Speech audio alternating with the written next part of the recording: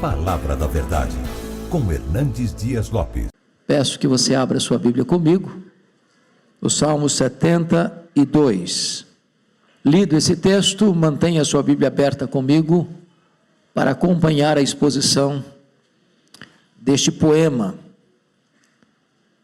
atribuído a Salomão, muito embora não há consenso de que esse salmo foi de fato escrito por Salomão. Esse título que está aí certamente não é inspirado é o texto, é por isso que alguns atribuem esse salmo a Davi e não Salomão, mas a autoria não é o mais importante aqui, se é Salomão ou se é Davi. O que de fato é importante é o conteúdo dele que nós vamos apreciar.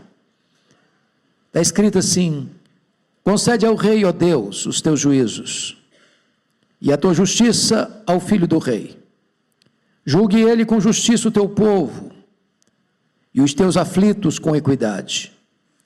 Os montes trarão paz ao povo, também as colinas atrarão com justiça.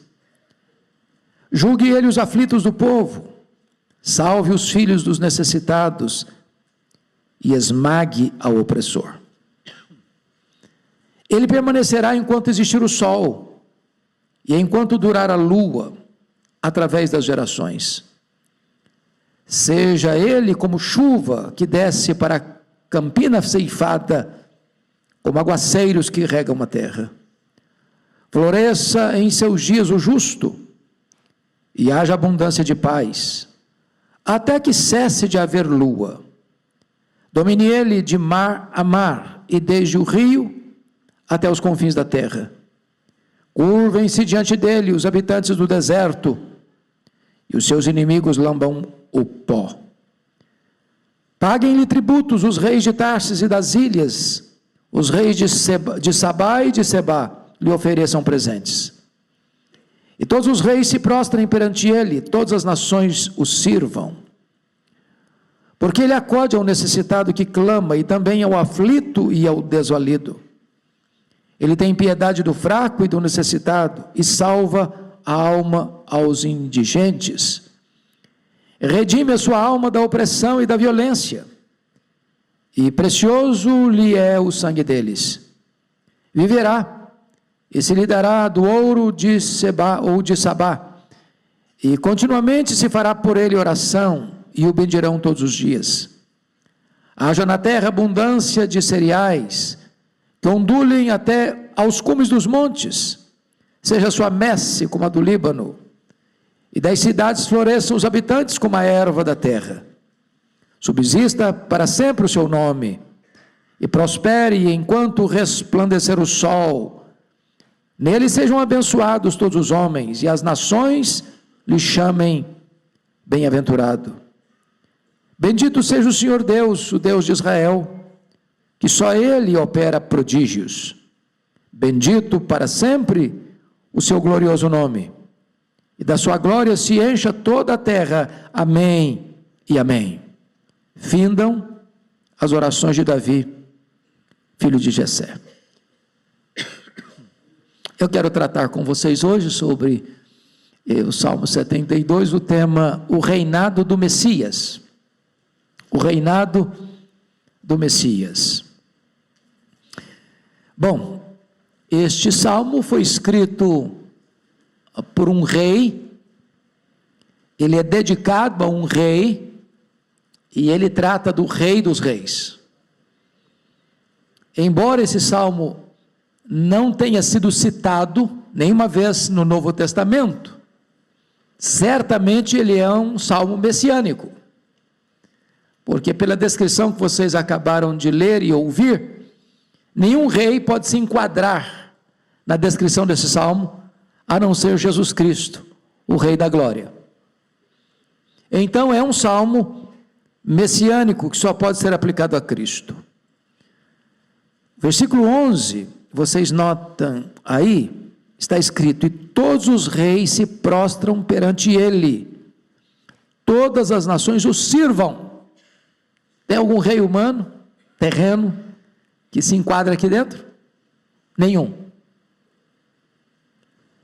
O único rei, que todos os reis se dobrarão diante dele, o único rei que governará sobre toda a terra, é o Senhor Jesus. Você pode conferir isso comigo rapidinho, sem tirar a Bíblia aí do seu lugar? Lá em Zacarias, capítulo 9, é o penúltimo livro do Velho Testamento, trata exatamente desse assunto. Olha que coisa interessante, 9 e 10, está escrito assim: alegra-te muito, ó filha de Sião, exulta, ó filha de Jerusalém. Eis aí vem o teu rei, justo e salvador, humilde, montado em jumento, num jumentinho cria de jumenta. Destruirei os carros de Efraim e os cavalos de Jerusalém, e o arco de guerra será destruído. Ele anunciará paz às nações, o seu domínio se estenderá de mar a mar, e desde o Eufrates até as extremidades da terra. Esse rei aqui está descrito no Salmo 72. Então vamos ao Salmo 72, para nós fazermos a sua exposição. Bom, vocês perceberam uma coisa: ao final deste Salmo, tem uma doxologia, e termina assim: findam as orações de Davi, filho de Jessé. E logo em seguida você vai ler na sua Bíblia aí, livro 3, certo? Estão acompanhando aí? O que significa isso? Significa que esse salmo está encerrando o segundo livro do Saltério. O Saltério é dividido em 5 livros. Tá? O Saltério é composto de 150 poemas, que é dividido em 5 livros, que demorou 1000 anos para ser escrito, esses 150 poemas. Você tem poemas de Moisés, como o Salmo 90, você tem poemas pós-cativeiro babilônico, que é o Salmo 126. Então, no final do cativeiro babilônico, esses poemas foram reunidos e divididos em 5 livros. O primeiro, 1 ao 41, o segundo, 42 ao 72, e este está encerrando o segundo livro. O terceiro, 73 ao 89, o quarto, do 90 ao 106, e o quinto, do 107 ao 150. Então nós estamos aqui encerrando uma série de poemas do segundo livro, que vai do 42 ao 72. O primeiro livro foi escrito basicamente por Davi, o segundo dividido entre os filhos de Coré e Asaf, e este aqui então é atribuído por alguns a Salomão, por outros a Davi. Eu, pessoalmente, estou inclinado a crer, não posso garantir isso, mas que foi escrito por Davi. Até porque o verso final, findam as orações de Davi, filho de Jessé, me parece que confirma a ideia de que de fato foi Davi quem o escreveu. Bom, então vamos à análise desse texto propriamente dito. Primeira coisa a destacar é a justiça do reino, versos 1 a 4. A primeira coisa, o pedido em favor do rei. Olha o verso 1: concede ao rei, ó Deus, os teus juízos, e a tua justiça ao filho do rei. Você percebe que é um rei pedindo pelo filho do rei. Mais uma prova para mim que é Davi. Davi é rei, está pedindo para o filho dele que também é rei. E na mesma medida que você está tratando do rei terreno, você está lançando luz sobre o rei e o reino eterno, que é o reino de Cristo, né? E aí você vai perceber que esse reino, ele precisa dos juízos de Deus e da justiça de Deus. Isso é um modelo para qualquer rei, para qualquer reino, para qualquer governo, para qualquer instituição governamental. Nenhum rei pode governar bem sem estar debaixo dos juízos de Deus e sem exercer a justiça de Deus. É muito importante que juízos tem a ver aqui com o juiz, é aquele que aplica as leis, e é necessário entender que Jesus Cristo foi constituído como juiz. O próprio Pai o constitui juiz. E o próprio Pai vai dizer que todos vão ser julgados por esse juiz. O justo. Seu tribunal é chamado de trono branco, onde os juízos de Deus estão presentes e a justiça de Deus é aplicada.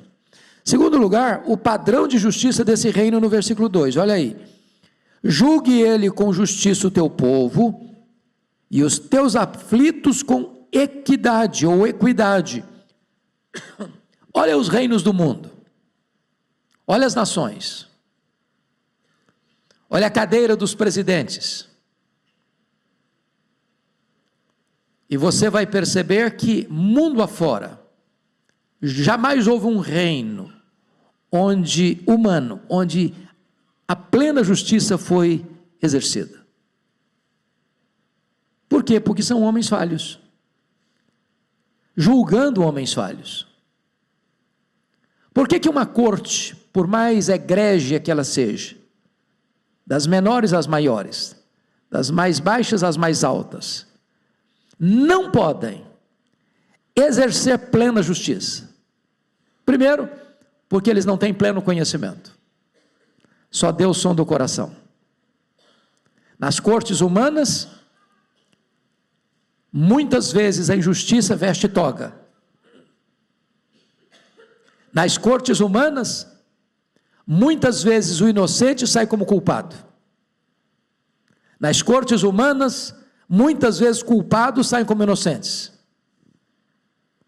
Nas cortes humanas, muitos juízes vendem a sua consciência. Nas cortes humanas, muitas vezes o justo é oprimido. Porém, vejam vocês, que este reino e este rei julga com justiça o povo e os aflitos com equidade. Não tem dois pesos e duas medidas. Eu gosto muito do símbolo da justiça. Vai que é o símbolo lá? Uma mulher com a balança na mão e com os olhos vendados. O que isso representa?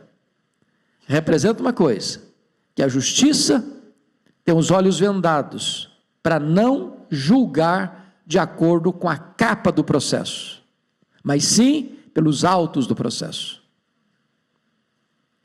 A justiça pergunta: quem está sendo julgado? A justiça diz o seguinte: é legal? É justo? Não importa se é o rico ou o pobre, é o famoso ou o desconhecido, ela vai julgar segundo o que estiver escrito nos autos. Por que a balança?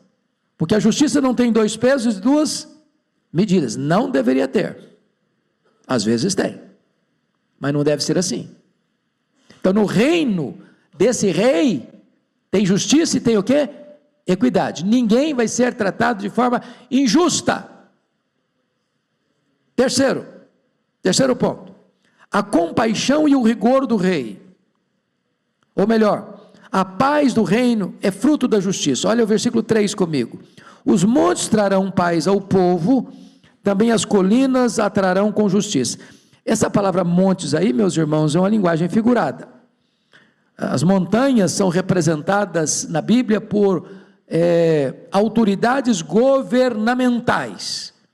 Então, quando diz que os montes trarão paz ao povo, está querendo dizer que as autoridades constituídas dentro desse reino trarão paz ao povo. As colinas, representando autoridades, trarão justiça, virão com justiça. Então, isso representa o quê? Representa que a paz é filha da justiça. Por que as pessoas estão em guerra? Por que as nações estão em conflitos? Por que uma nação invade a outra? Por que as nações ou os impérios da atualidade se fortaleceram explorando os mais fracos? Roubando as riquezas dos mais fracos? Por quê? Porque não tem o quê? Justiça. São reinos de violência. de opressão, de exploração, de esmagar o mais fraco, de construir a sua riqueza sobre os escombros dos outros. Mas o que o texto está nos mostrando aqui é que, embora os reinos deste mundo vivem em guerra porque a injustiça traja a toga ou o cetro do poder, o reino de Cristo é um reino de justiça. E porque é um reino de justiça, é um reino de paz. Não tem paz onde não tem justiça. Quarto lugar, vejam vocês a compaixão e o rigor do rei no versículo 4. Julgue ele os aflitos do povo, salve os filhos dos necessitados e esmague ao opressor. Prestem bem atenção nisso. Onde tem justiça, tem que ter livramento do justo e tem que ter punição do mal. Se você ler em Romanos 13, qual é a plataforma que Paulo trata ali do governo? Toda instituição é instituída por Deus, né? Todo governante deve entender isso. Aliás, nós usamos um termo de democracia, que democracia é um governo do povo, pelo povo e para o povo. Um governante deveria entender mais do que isso. Um governante deveria entender que o povo é apenas um instrumento, mas que todo governo é instituído por Deus, está debaixo da autoridade de Deus. Sendo assim, todo governante é constituído por Deus como ministro de Deus, e a palavra lá é diácono de Deus. Então, o presidente da república, os governadores do estado, os senadores, os deputados federais, os deputados estaduais, os prefeitos e vereadores são diáconos de Deus, para dois propósitos. Primeiro, promover o bem. Segundo, coibir o mal. Se um governante não promove o bem, ele está errado. Se um governante não coíbe ou pune o mal, também ele está errado. Ele não pode acoitar os maus, ele não pode deixar de honrar os justos. É nesse sentido que o Salmo está mostrando, que ele julga os aflitos do povo, ele salva os filhos dos necessitados, mas ele esmaga o opressor.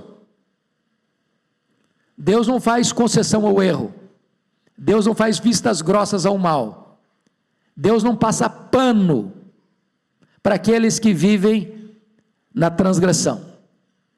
Esse é o ideal do reino do Messias. Agora vamos ao segundo ponto que eu quero tratar com vocês, que é agora a eternidade desse reino. Nós olhamos a justiça desse reino, vamos olhar em segundo lugar a eternidade desse reino. Versículos 5 a 7. Primeiro, seu reino nunca terá fim. Olha o versículo 5 comigo. Você pode ler o verso 5? Vamos juntos?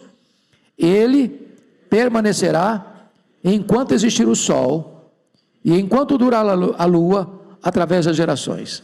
Tem algum rei ou algum reino terreno que se enquadre aqui? Obviamente que não. Enquanto durar o sol, enquanto durar a lua, através das gerações, ele é o quê? Rei. Ou seja, na história humana você lembra disso. Reinos são levantados e reinos são destruídos. Reis são colocados no trono e reis são apiados do trono. Nós podemos recordar agora onde está o poderoso império egípcio dos faraós. Você vai no Egito hoje, o que você vê são memoriais do passado. Do que foi? Onde está o poderoso império assírio? Acabou. É pó. Onde está o magnífico império babilônico? Também passou. Onde está o grande império medo-persa? Só lembrança. Cadê o magnífico império greco-macedônio? Também caiu. Onde foi parar o poderoso Império Romano? Lembrança do passado. Onde está o Império Otomano? Onde está Carlos Magno? Onde está Napoleão Bonaparte? Onde está Adolf Hitler? Onde está Lenin?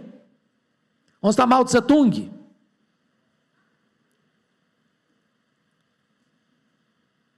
Onde estão os poderosos deste mundo, que governaram com mão de ferro? Todos o quê? Caíram. Viraram pó. Mas notem vocês o que esse verso está dizendo, versículo 5: ele permanecerá enquanto existir o sol e enquanto durar a lua, através das gerações. Este é o único rei que jamais será apiado do poder. Ele reina pelos séculos dos séculos. Portanto, esse salmo não pode estar falando de outro rei a não ser Jesus Cristo. É um salmo o quê? Messiânico. Segundo lugar, ele não é apenas um reino que não terá fim, mas em segundo lugar, seu reino será restaurador. Versículo 6: seja ele como chuva que desce sobre a campina ceifada, como aguaceiros que regam a terra. Notem vocês que o rei é a fonte da restauração e o seu reino é o território da restauração.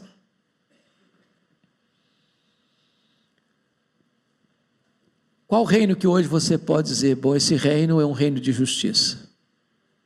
Qual reino deste mundo que você pode dizer, esse reino traz paz? Qual reino deste mundo que você pode dizer, eu fui restaurado por esse reino, e nesse reino? Apenas o reino de Cristo. O reino dos homens é um reino de violência, de opressão, de injustiça, de iniquidade, de favorecimento a alguns e de opressão a tantos. Você prega o próprio reino de Salomão, né? Se você lê Eclesiastes capítulo 2, é chocante, porque você vai ver lá muitos empreendimentos de Salomão. Ele fez casas, ele fez açudes, ele fez jardins, ele fez palácios, fez tudo no plural e fez tudo em grau superlativo. Mas com um detalhe: para mim, para mim, para mim, para mim e para mim. Ele era o feitor e o benfeitor. Ele era o feitor e o usuário. Tudo ele fez, não para o povo, mas para ele. Quando você termina o reino de Salomão, é um reino de luxo, de riqueza, de esplendor. Mas com a morte dele, a máscara cai. Com a morte dele, a verdade vem à tona. Com a morte dele, abre-se a ferida do povo. Porque o povo vai ao sucessor dele, o filho dele, diz, olha, alivia o imposto. Esse luxo todo do seu pai, quem pagou a conta fomos nós. Nós ralamos. Nós dividimos o nosso trabalho no meio com o seu pai. Ele viveu no luxo, nós vivemos na opressão. Eu gosto muito de uma fala de Margaret Thatcher, quando ela diz o seguinte: não existe dinheiro público, existe dinheiro dos trabalhadores, que pagaram imposto. Então, quando o rei, com a sua corte, vive nababescamente, criando novas formas de gastar o dinheiro, significa uma coisa: ele tem que criar novas formas do povo pagar imposto. Só tem uma fonte, é o dinheiro do trabalhador, é o seu dinheiro.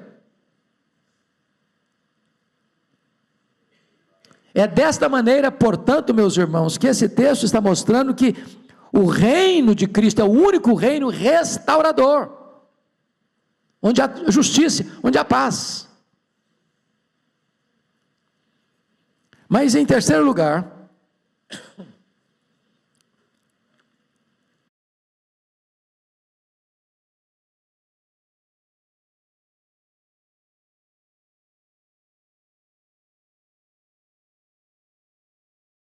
e haja abundância de paz, até que cesse de haver lua.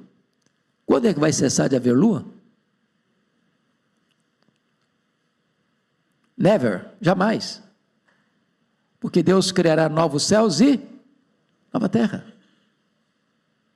Então o reino de Cristo é o reino que nunca vai acabar e o justo sempre vai florescer.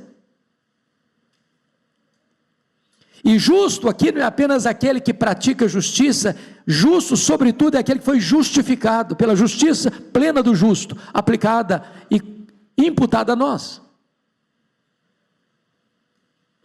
O que nós entendemos é o seguinte, que este reino, que hoje é o reino de graça, e amanhã será o reino de glória, como assim? E embora Cristo reine, e Ele reina onde hoje? Onde Ele reina hoje? Jesus disse para Pilatos, o meu reino não é deste mundo.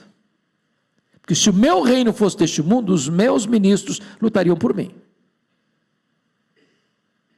Então, no reino de graça, Jesus reina no seu coração.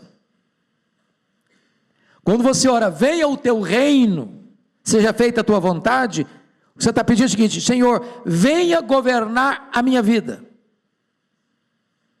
Onde o rei reina, aí está o reino.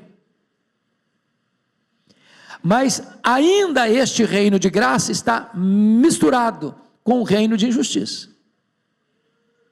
Você vive nesse mundo caído.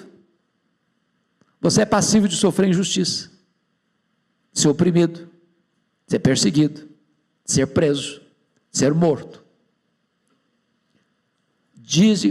Digno de nota é que do século XX para cá, mais crentes morreram torturados, presos, afligidos, do que no restante da história pregressa. O homem cresceu intelectualmente, cientificamente, tecnologicamente, mas o homem embruteceu moral e espiritualmente.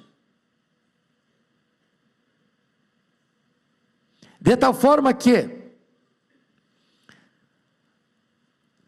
o único reino que vai restabelecer plena justiça, de que maneira? Trazendo bem-aventurança eterna para os justos e trazendo condenação eterna para os ímpios, é o reino de Cristo.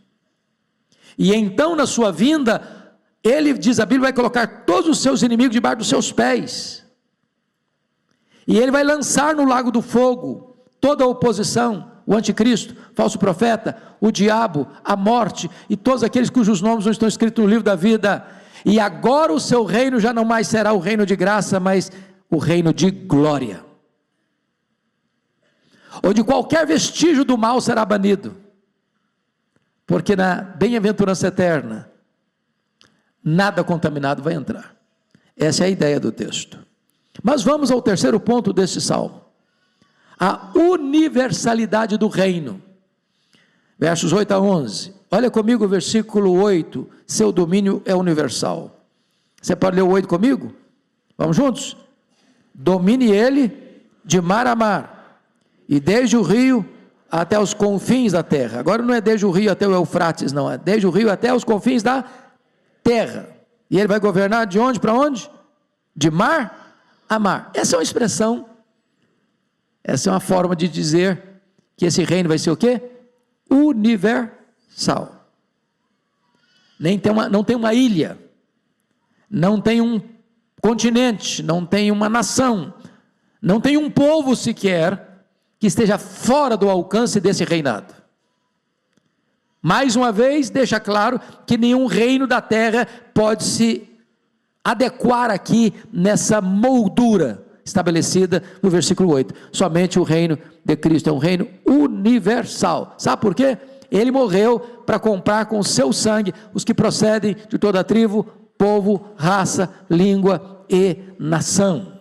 É um reino universal. Segundo, seu domínio exige submissão universal. Olha o versículo 9 comigo. Leia comigo o 9, por favor. Curvem-se diante dele os habitantes do deserto, e os seus inimigos lambam pó. Vamos entender isso aqui, irmãos. Quando ele fala aqui Os habitantes do deserto, isso é uma expressão que tem um significado.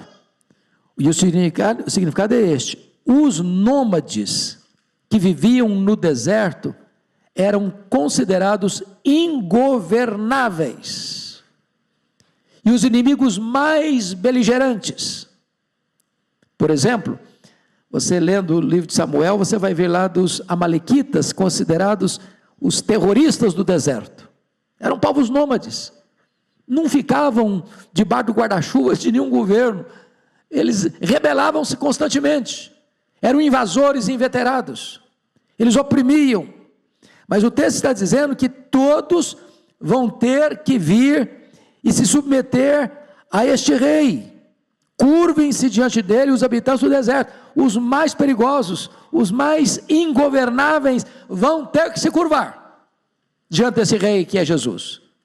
Não foi isso que Paulo escreveu em Filipenses 2, versículo 9? Pelo que também o Pai o exaltou sobremaneira, e lhe deu o nome que está acima de todo nome, para que ao nome de Jesus se dobre todo o joelho, nos céus, na terra e debaixo da terra, e toda língua confesse que Jesus Cristo é Senhor, para a glória de Deus Pai. Ou seja, o reino de Cristo manda no céu, manda na terra e manda no inferno. Ele domina sobre anjos, sobre homens e sobre demônios. O seu reino é um reino que exige submissão universal. Agora, quando ele diz, os seus inimigos lambam um pó, o que ele está querendo dizer? Lembra de Gênesis 3,15? Quem está lembrado direitinho de Gênesis 3,15? Veja lá.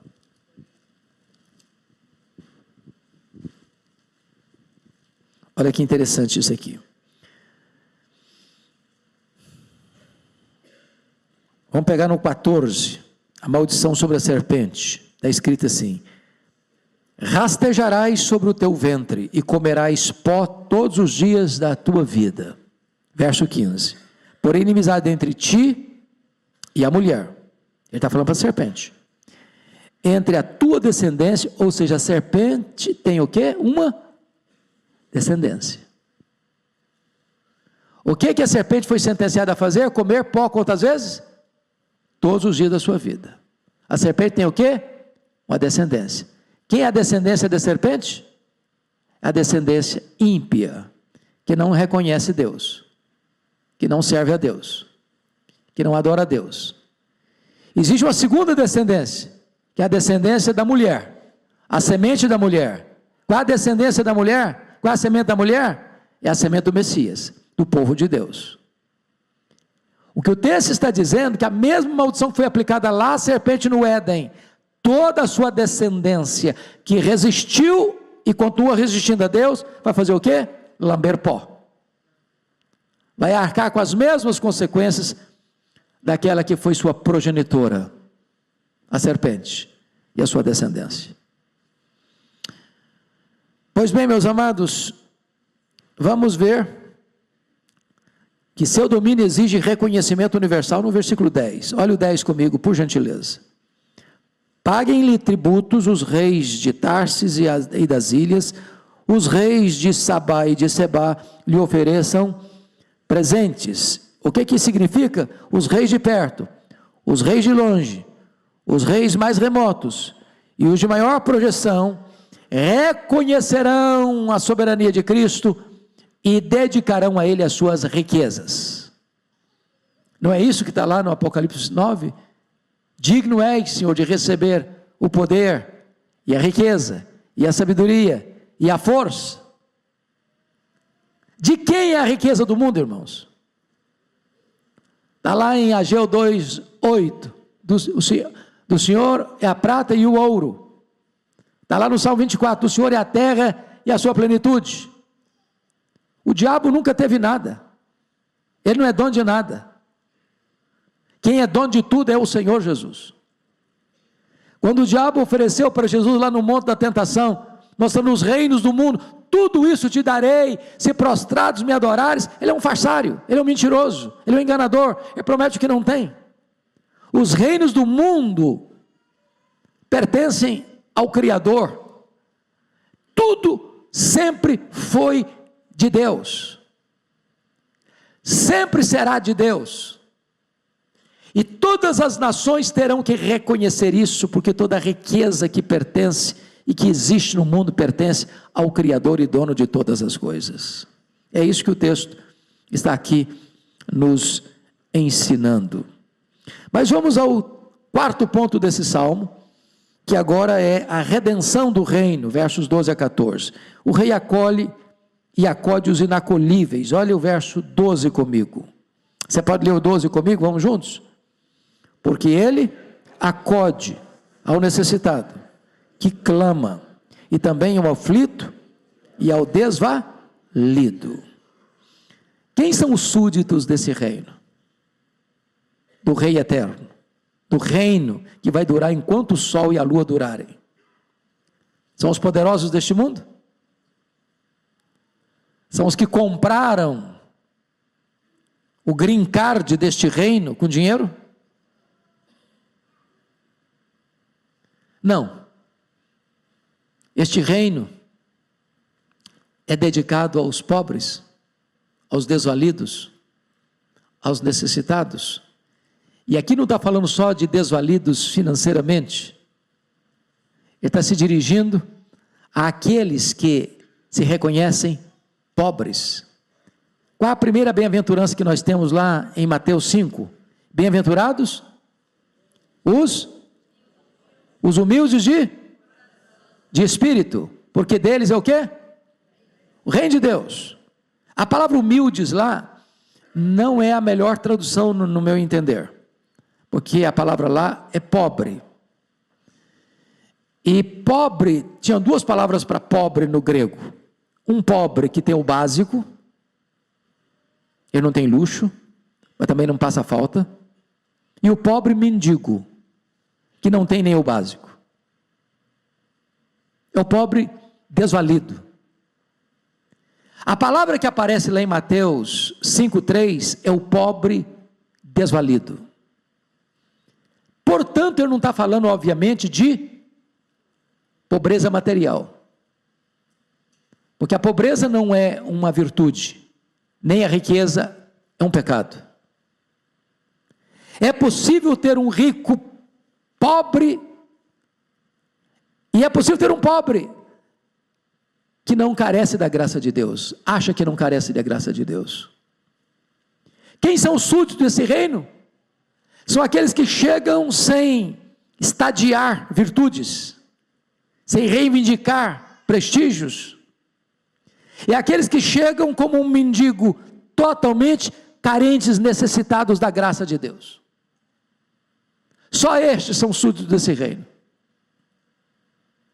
Quem chega achando que pode, que merece, que compra, que granjeia com os seus predicados morais essa cidadania do reino, não entra nesse reino.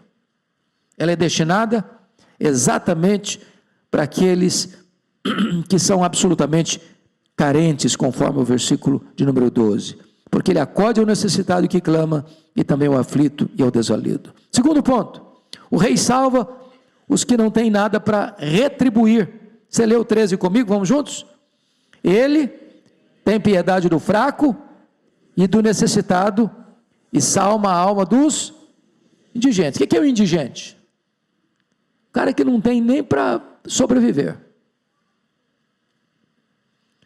Notem vocês que esse reino é dado àqueles que não têm nada a retribuir. E o que é isso senão graça?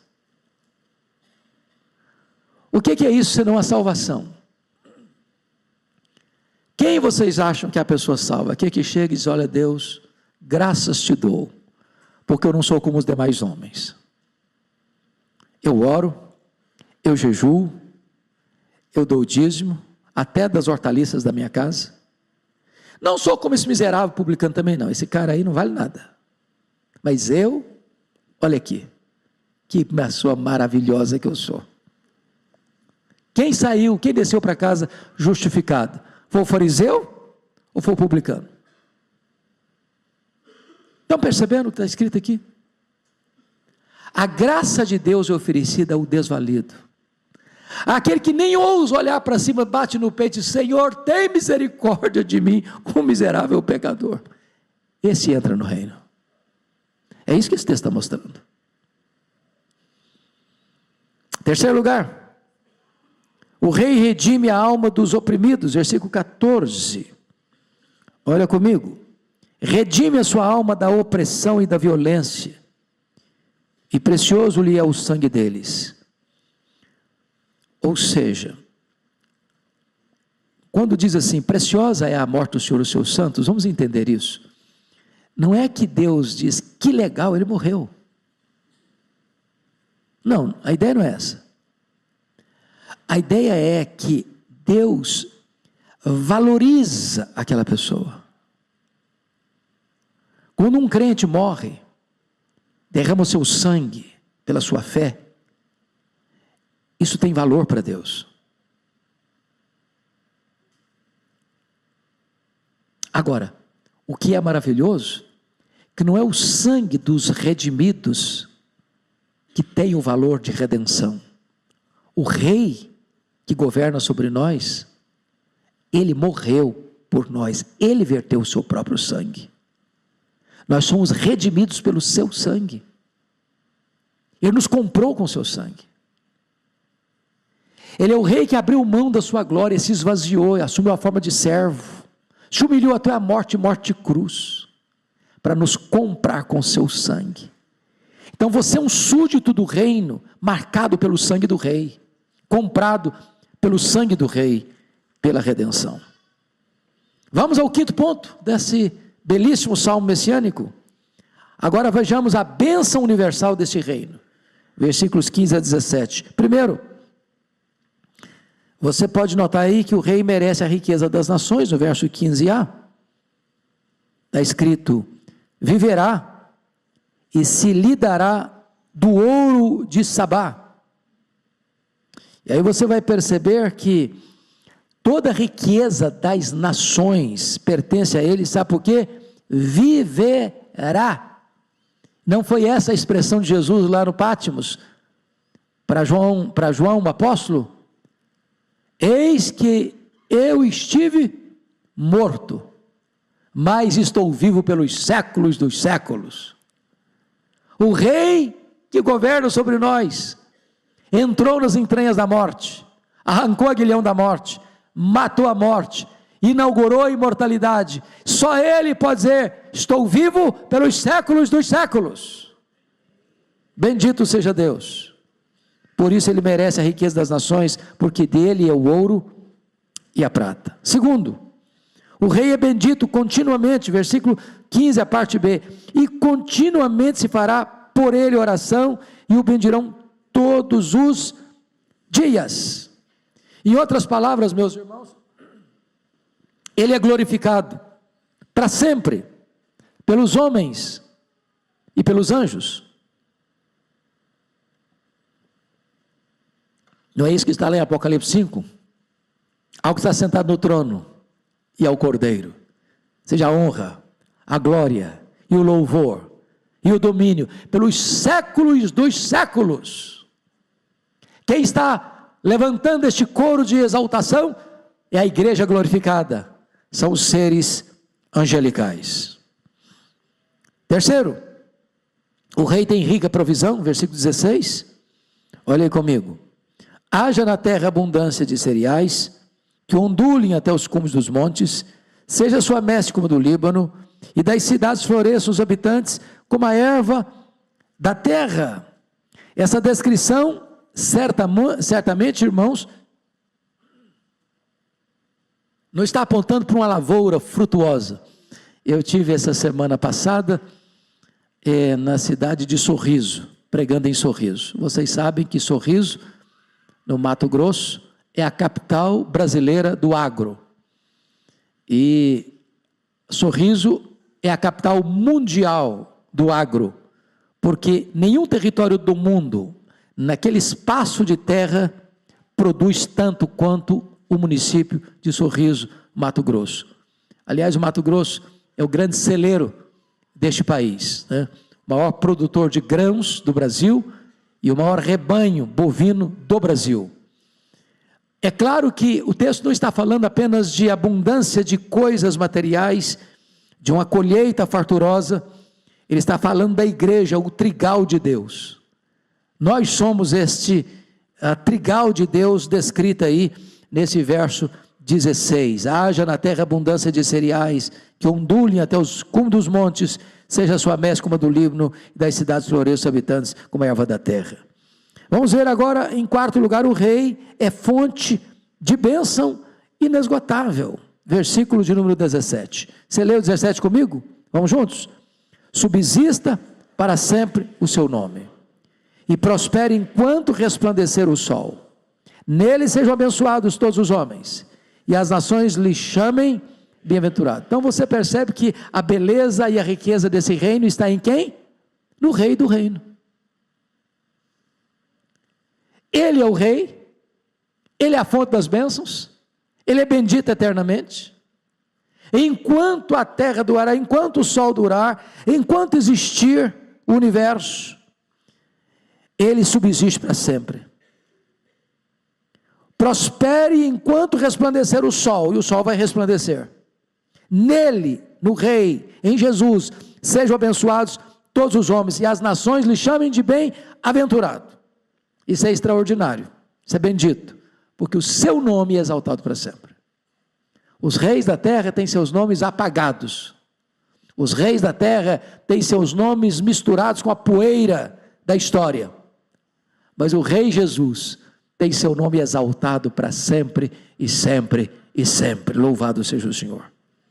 E eu quero concluir então, e vocês vão notar a doxologia desse reino nos últimos versos. Então, só uma notinha de rodapé aqui.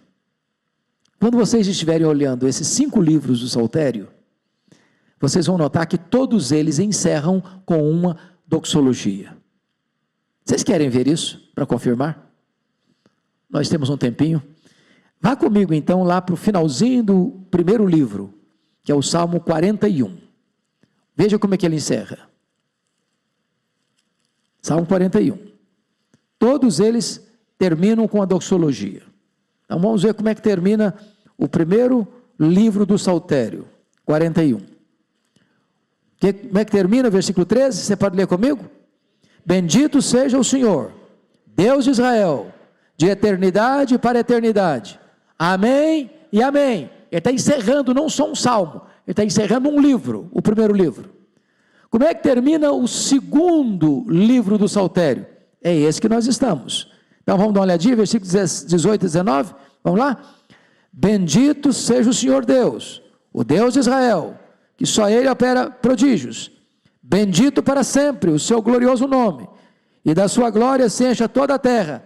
Amém e amém. Ele está encerrando o segundo livro com uma doxologia.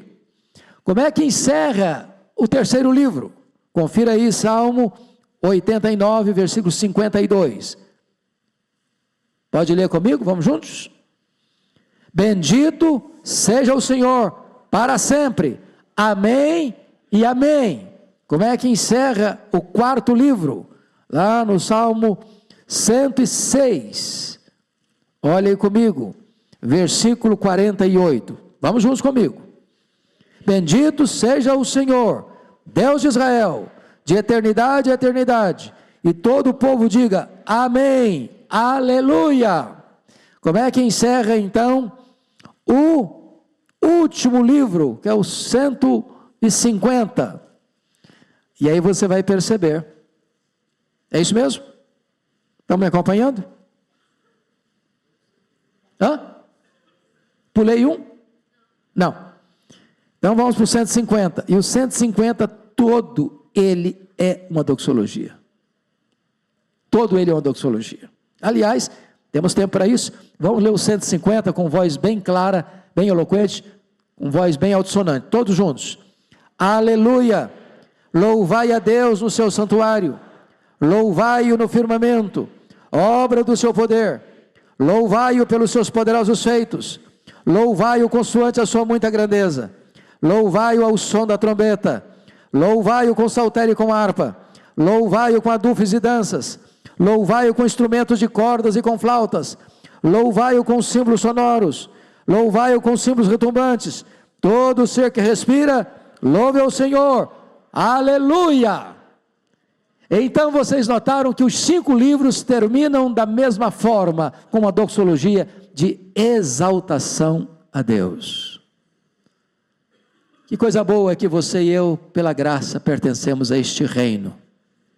E somos súditos desse Rei, Jesus Cristo, nosso Senhor, que governará enquanto o sol brilhar, enquanto a lua brilhar, de geração em geração, por toda a eternidade. Ele será o Rei dos reis, o Senhor dos senhores. E nós fazemos parte deste grande reino, desta grande família, a família do Rei Jesus. Que Deus nos abençoe. Amém. Deus abençoe a todos então.